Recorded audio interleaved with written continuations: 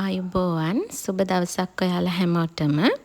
ඉතින් හිතන ගමන් හරිම ලේසියෙන් එළවලු රොටි හදාගන්න පුළුවන් රෙසිපි එකක් තමයි අද අරගෙන ආවේ. බලමු අපි කොහොමද මේක හදාගන්නේ කියලා. මෙතන මම පාන් පිටි ග්‍රෑම් 300ක් අරගෙන තියෙනවා. ඒකට ලුණු තේ හැන්දක් විතර දාලා හොඳට මේ විදිහට කලවම් කරගන්න ඕනේ. ඉතින් මේ පිටි මිශ්‍රණය අනා ගන්න මද උණුසුම් වතුර තමයි අරගන්න ඕනේ.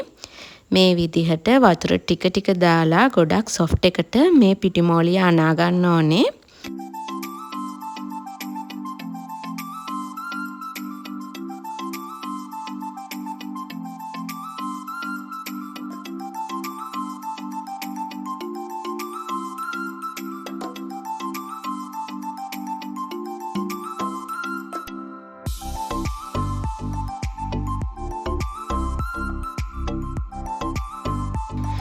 දැන් මම මේ විදිහට හොඳට අතින් අනා ගන්නවා.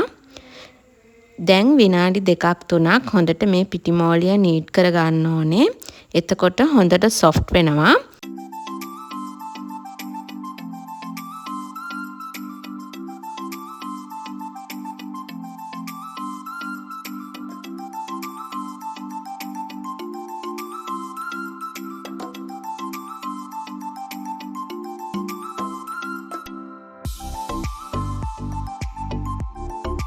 මේ විදිහට පිටිමෝලිය හොඳට අනාගත්තට පස්සේ තෙල් මේස හැන්දක් විතර පිටිමෝලිය උඩින් දාලා විනාඩි 2-3ක් මේක වහලා තියාගන්න ඕනේ.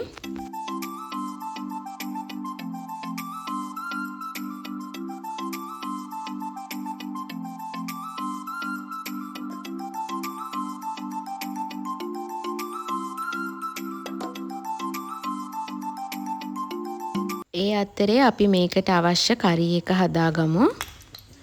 මම මේ කරි එක හදාගන්න සැමෙනුයි අලයි පාවිච්චි කරනවා. ඔයාලට කැමති විදිහට මේක හදාගන්න පුළුවන්. මේ විදිහට තෙල් ටිකක් දාගෙන ඒකට පොඩියට කපාගත්ත ලුණු, අමු මිරිස්, කරපිංචා දාලා ඒ ටික බැදෙනකොට ලුණු, ගම් මිරිස් කුඩු ටිකක්, කෑලි මිරිස් කුඩු ටිකක්, මිරිස් කුඩු ටිකක්, ඒ වගේම කහ ටිකක් දාලා හොඳට කලවම් කරගන්න ඕනේ. තව මම මේකට කුරුඳු පොතු කැබලි කිහිපයකුයි එනසාල් ටිකකුයි එකතු කරගන්නවා. සුවඳ වගේම රසය වැඩි වෙන්න. ඒ ටික අපිට මේ මිශ්‍රණය හදාගෙන ඉවරුණාට පස්සේ අයින් කරගන්න පුළුවන්. දැන් ලුණු ටික හොඳට ටෙම්පරාදු වුණාට පස්සේ මම පොඩි කරගත්ත සැමන් ටික මේකට එකතු කරගත්තා.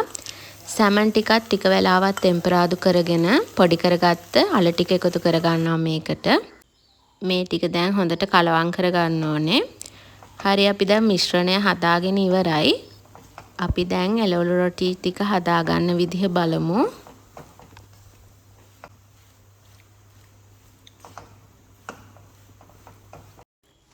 මුලින්ම අපි හදාගත්ත පිටි මෝලියෙන් මේ විදිහට පොඩි බෝල කඩා ගන්න ඕනේ.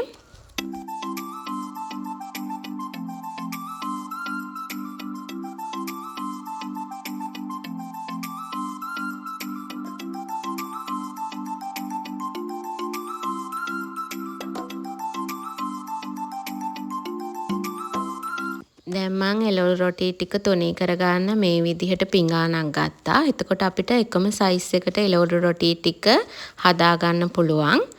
ඉතින් තුනී කරගන්න ගත්ත පිඟානට තෙල් ටිකක් දාලා මේ විදිහට තෙල් ටික ස්ප්‍රෙඩ් කරගෙන පිටි බෝල ටික මේ විදිහට තුනී කරගමු. මේක වටෙන් තමයි හොඳට තුනී කරගන්න ඕනේ. මැද වැඩිය තුනී කරන්න යන්න එපා. මැද ටිකක් ඝනකමට තියෙද්දී වටෙන් හොඳට තුනී කරගන්න මේ විදිහට.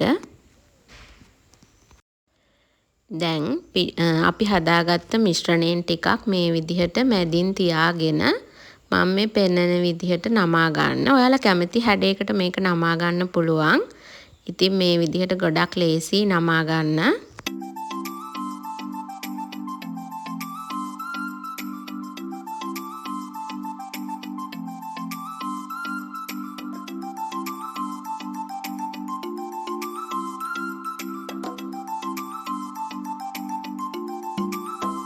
මම තව එකක් නමන හැටි පෙන්නන්නම් ඔයාලට.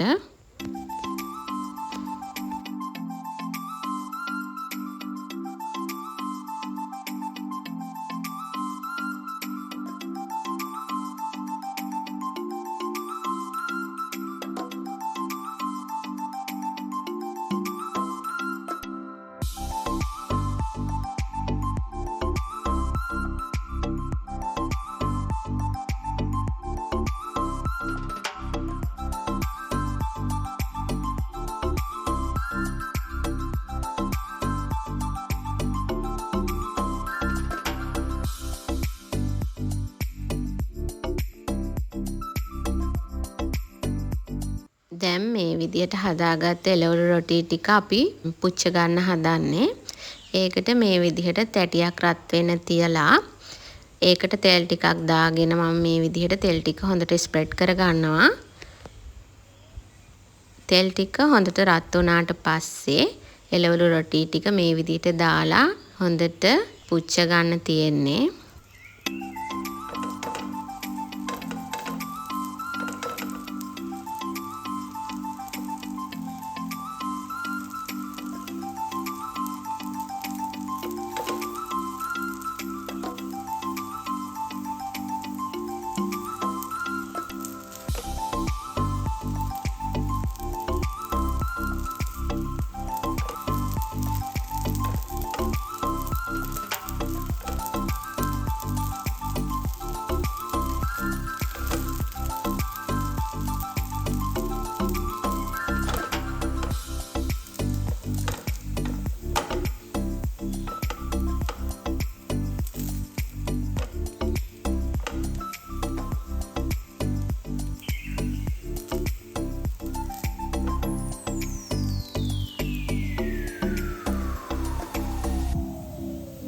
ඉතින් මේ තියෙන්නේ අපි හදාගත්ත එළවලු රොටි. හරිම රසට තියෙනවා. මම එකක් ඔයාලට කඩලා පෙන්නන්නම්. ඉතින් ගොඩාක් සොෆ්ට් එකට කඩේවටත් වඩා රසට තියෙනවා. ඔයාලත් හදලා බලන්න. හරිම ලේසි මේ රෙසිපි එක. ඉතින් ආයෙත් අලුත් වීඩියෝ එකකින් හම්බෙමු. ඔයාලා හැමෝටම සුබ දවසක්.